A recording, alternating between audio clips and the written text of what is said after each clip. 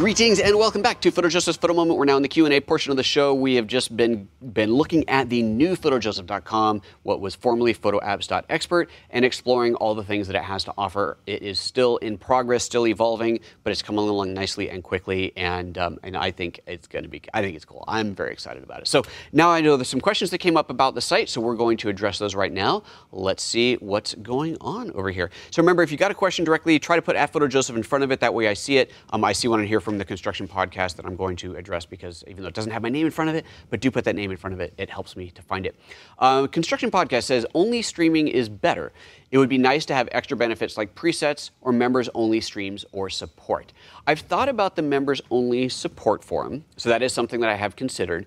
The risk there is that it becomes overwhelming for me. There's just too much going on in there, and then I can no longer be a part of it, which is obviously would not work, and then what am I going to do? Yank that feature away from you.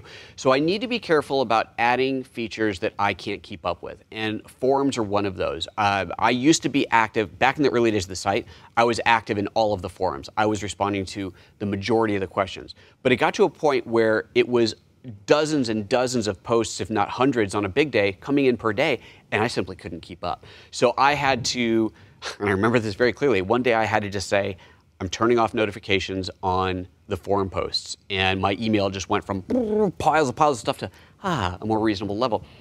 I just couldn't keep up with it. So that would be my concern with doing a forum that was only for members, is that I would not be able to keep up on it. Now, perhaps, and here to tell me what you think of this idea, I could create a forum that's just for members, and it's not one where I'm promising I will be here all the time to answer all of your questions, because that's just untenable, but I can say this is a forum that I actively look at, because a lot of these forums I don't look at anymore. I just don't.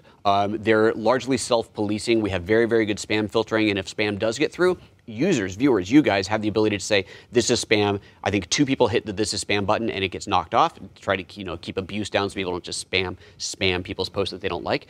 But they're very civil forums. You can only post if you're logged in, so we don't get a bunch of crap in there. It's actually, they're really, really good forums. So what would you think if I had a forum that was a members only forum? I'm there, but I'm not making any promises about responding to every question, because that'd be too much. So I could do that. Tell me what you think of that. Mark says, I personally like having the option, okay, we're talking about downloading now. If I'm traveling on a train or plane, I would like to be able to store the episodes for later viewing. Totally understandable. Rob Gianelli, I try to catch the live training, but I love being a member in case I miss it. Awesome. I also like being able, I suppose, to watch the show more than once. So that's great. That is, of course, a benefit of membership. And when you're watching the streaming one, you can pause it, back up, and so on. The live show, once it's done, it's done. You can't just go back. Sharbeck says, nice. First time I've ever seen a live YouTube video with this chat embedded on a website. Excellent. That's my man, Joe. You're using the website right now. Awesome, Sharbeck. Thanks. Jess Smith. Hello, Jess. I sometimes download things to watch when I'm waiting on my kids and their activities and there's no access to Wi-Fi, but your content is pretty hands-on, so I understand streaming only. Okay, that's a fair point. I like that. Sharbeck, still hoping they make LumaFusion for Android. I'm not going to use Apple. Yeah, I have no idea if they plan on it, but I'm going to guess no, just because knowing how integrated LumaFusion is with iOS and how many core services it relies on, I don't know that they really could, at least not make it the same feature set. I could be wrong, but that would be my guess. And I know they have major, major plans for the app. I know a lot of the product roadmap, and I can't see them stopping doing that to focus on Android. It's a small team. It's a small company. But it's pretty awesome on the iPad. Just saying. Just saying. And Mark says, what? Mark said, and then it scrolled off screen. Come back here. Where'd it go? I would love to figure out why the YouTube chat does that sometimes. Okay, Mark says, what would you prefer? Some to pay for the membership or the paid for membership? I don't understand your question, Mark. Please rephrase. I don't understand. Sharbeck, so you programmed your own membership system, not Patreon, not YouTube membership, since you can't get those before 100,000 subscribers now. Correct. And YouTube takes a big chunk of the money. Patreon doesn't take much, but this way I get 100%. When you pay me $7 a month, the only fee that I'm paying is the card processing fee, so 3% goes to the credit card processing, or PayPal if you're paying by PayPal. That's it. So yeah, it costs a lot to build the system, but that has been worth it because I'm keeping essentially 100% of the proceeds, which is the way it should be. So yeah, we completely built our own backend system, completely custom. Jess, the website looks really cool. Thank you. Mark thinks you know the answer. Okay, you can if you need to rephrase it, please do. Yeah, and Mark's saying you prefer to give the money directly to the creator than to YouTube. Exactly. YouTube takes 30%, right, versus 3% to the credit card company. So yeah, I would much rather go this way too. Construction podcast. Well, if there are paid members only, I think it would be a good problem to have if there are too many paying users. Well, true. It'd be a good problem to have if there are too many paying users for me to keep up in the forum. However, my point being, I don't want to offer something that I then have to take away. I don't want to have people sign up like, oh, I'm going to pay this because I know that Joseph is going to answer any questions that I post in there, and then I can't because it's too much. And then they're like, well, hold on a second. You said you would. I don't want to, that would be bad. I don't want to do that. So that's why I want to be careful of that. But maybe I'll do the forum. No promises that I'll be in there, but it could be a members only forum. I think that's reasonable. We can do that. We can do that. If you have ideas of other things, someone had commented on members only live streams. So we could certainly do that. That was something that I kind of had intended to do with Patreon, but never really worked out. But at Patreon, we had like 4 members or 5 members at one point. Right? It just wasn't that much. Jess, I believe that you were one of those, and you were actually in one of the only live members-only show that we did. I could certainly do that. I could do that here. I could easily do a members-only live show. The back-end work is there. I would embed the video on the site, embed it on a hidden page. That'd be totally possible. But what would I talk about? What would you like to see me talk about in a members-only show that we don't do on a regular show? I don't know the answer to that. If you have a good answer, please let me know. I'd love to hear it. I'm looking for suggestions, looking for ways to enhance the benefits, to increase the benefits of paid membership. Because my goal is, of course, to have everyone become a paid member, right? That would, forget all that ad revenue on YouTube. This would far eclipse that. That would allow me to have the funding that I need to do this show and do everything else just through the paid membership, which would be awesome. That'd be a beautiful thing. And the paid membership right now is good. It is a good resource of income for the channel, for the website. But up until yesterday, when this switchover happened, that was separated from the photo moment side. Now it all comes together, and so I think it's a great way to help me out as the author, as the creator. If you enjoy what I do, it's a great way to contribute to that. So there's that. But again, definitely open to hearing your suggestions. Mark says, sorry, fat finger syndrome, and you answered the question. Okay, direct member versus Patreon. Current member, got it. But more than happy to switch. In fact, I will ASAP. Well, thank you very much, Mark. Would love to have you on here. I think it's going to be a better way to go. I think I'll just shut down the Patreon. I think it's the right thing to do.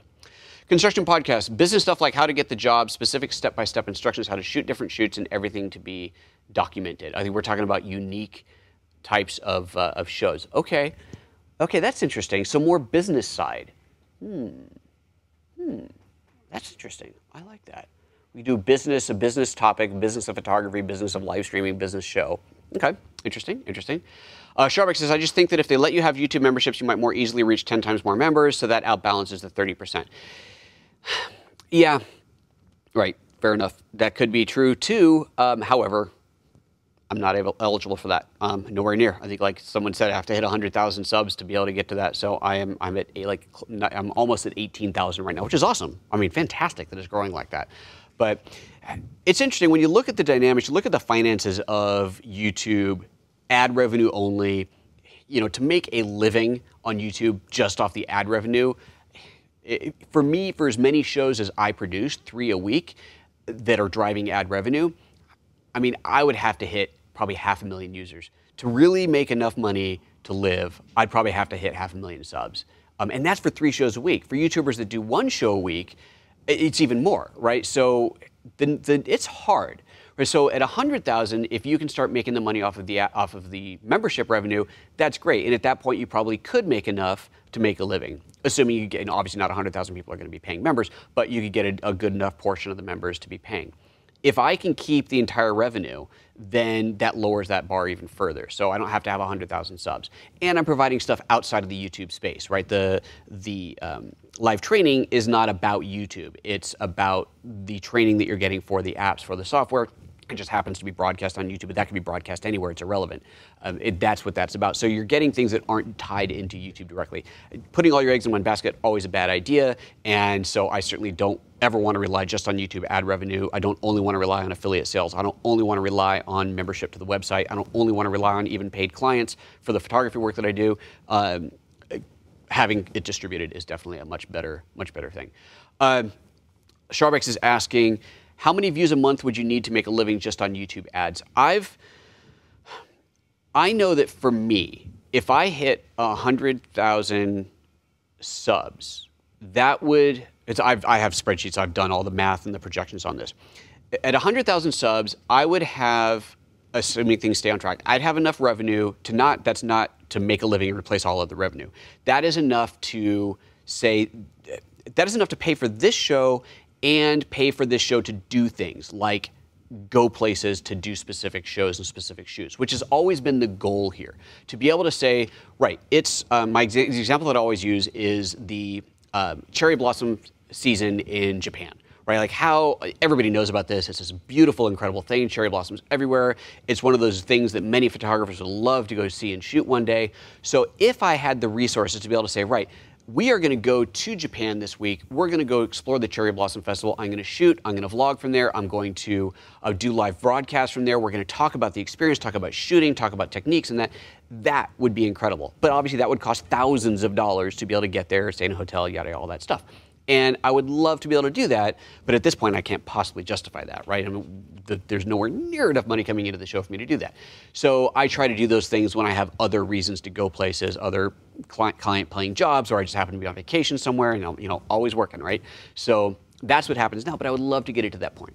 At 100,000 subs, that would allow me to really start doing those kind of things. And not like every show would be in a new destination, but maybe a couple times a year I'd be able to get on a plane and go somewhere and make that specifically about the show. So even at 100,000 subs, it's not big money. It's not like it's going to make a living, but it's a start, and it really is a chunk of that desire. It would pay for a good piece of that desire to be able to do that. But that's based off of ad revenue and affiliate sales. So with this, that could come certainly a lot sooner, which is the idea. Okay, that is the last question to pop up in here. I think we are going to wrap it up there. Thank you very much for everybody for tuning in. If you're watching this not live and you have ideas, suggestions on what you would like to see paid membership of PhotoJoseph.com provide for you, what additional services you would like to see, I am completely 100% open to suggestions. You can put them in a comment there. You can head over to the website and put them in the feedback forum there. That is open. The forums are all accessible right now to all members, free or paid. Just to explain that real quick, if you want to post on the site, you do have to sign up. You have to create a login.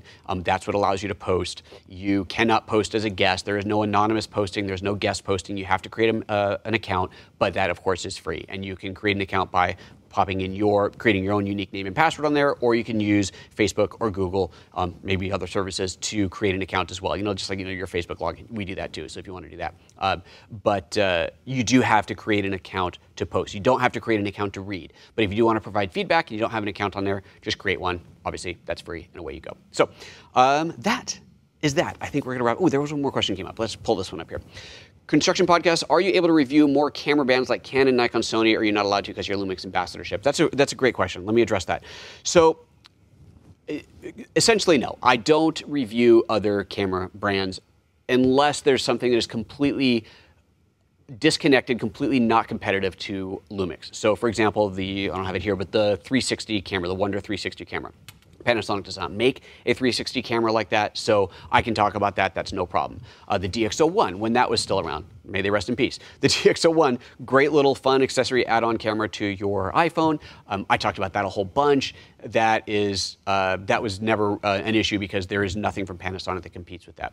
But when it comes to your full-size DSLR, DSLMs, and so on, then I don't. And it's not a case of I'm not allowed to. It's a case of knowing what is best for my relationship with Panasonic. Plus, let's be honest, let's just say, okay, I'm a Lumix ambassador. I am paid for this role as a Lumix ambassador. Let's just say that I'm going to do a review on the Konica Fuji latest X1 billion camera. Okay. Am I really going to tell you that this camera is better than a Lumix? No, I'm going to be looking, as unbiased as I want to be, I'm going to be looking for reasons to not like it. It wouldn't be balanced. It wouldn't be fair. And so I know that. I know that I am biased. And I tell you all the time, I am biased towards the Lumix gear. I'm going to show you the best of it. If there's problems with it, I'm not going to hide the problems, but I am going to find a solution. I'm going to find a way around them. I'm a huge fan of the gear. If I didn't love this stuff, I wouldn't be working with them, right? This is not like, oh, they pay me therefore, and you know, if Sony pays me more, I'm going to go work for them. No, I love this stuff. That's why I'm working. I was working with their gear long before I became an ambassador, and this relationship has worked out very well for me, for my career, you know, financially, for every aspect of it. This relationship works great, and I'm not going to do anything to damage that. So while I could talk about other gear, it just wouldn't work. It just wouldn't fit. And people would go, well, okay, he's talking about this new Sony camera, but he's clearly biased because he's paid by Panasonic. Well, yes. So I just don't even go there. So that's how that works. When it comes to third-party stuff that goes with these, right, that's all fair game. So I talk about additional lenses for these that aren't made by Panasonic. Even if there are some competing lenses, I will sometimes talk about those. Usually, though, I focus on the lenses that are not competing, right? Because it's a lens that simply that Panasonic just doesn't make. So I'll talk about that, flashes and just all the other accessories that go with it. So that's how that works. And Mark's saying he has already changed over to membership. Thank you very much, Mark. You are awesome. Okay, I'm out of here. Thanks a bunch, everybody. Appreciate your time. Appreciate you taking the tour with me here. I hope you enjoyed that. And if you haven't yet, go over to PhotoJoseph.com, poke around, see what's there, and of course, consider signing up as a member. That helps us a lot around here. All right, take care, everybody. We'll see you next week. We're going to be talking about the new Panasonic 50 to 200 millimeter lens on Monday. That's going to be Monday's topic. See you next week. Bye-bye.